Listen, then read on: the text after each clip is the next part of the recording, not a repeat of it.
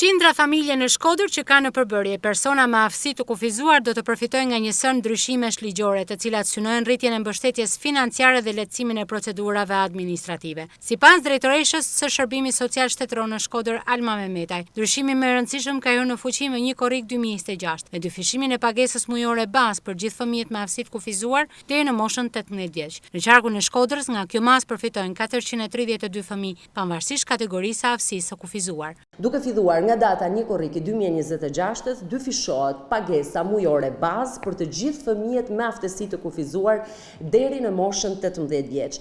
Kjo masë përfshin të gjitha kategoritë e personave me aftësi të kufizuar, përfshirë edhe personat e vlerësuar sipas skemës sonë të biopsikosocialit, por gjithashtu edhe personat e verbër, si dhe personat me status paraplegjik dhe tetraplegjik. Ky është një hap shumë i rëndësishëm i fëmijëve, por edhe i familjeve tonë, dhe përfitues në qarkun mbi ndryshimet e fundit të ligjit, ne kemi mbi 432 përfitues, pra fëmijë nga 0 deri në 18 vjeç. Një tjetër ndryshim i rëndësishëm lidhet me skemën biopsikosociale të vlerësimit, po ashtu nga 1 korriku është realizuar edhe indeksimi me 2.7% të pagesave për përfituesit e skemës biopsikosociale, me synim ruajtjen e vlerës së përfitimeve përballë ndryshimeve ekonomike. Me ndryshimet e fundit ligjore, hiqet detyrimi për kontrollin periodik vjetor mjekësor për personat që sigurisht janë vlerësuar me një afat mbi 1 vjeçar.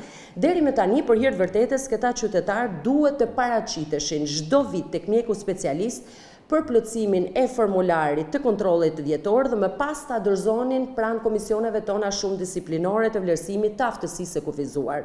Tashmë kjo procedurë nuk do të jetë më e nevojshme, në një farë mënyrë duke ulur edhe burokracinë, por nga ana tjetër edhe vështirësitë për familjarët dhe qytetarët. Gjithashtu nga data 1 korrik 2026 është realizuar indeksimi i pagesave për përfituesit e skemës së biopsikosocialit në masën 2.7%. Kjo me qëllim ruajtjen e vlerës së përfitimeve në raport edhe me ndryshimet ekonomike që ndodhin në Shqipëri.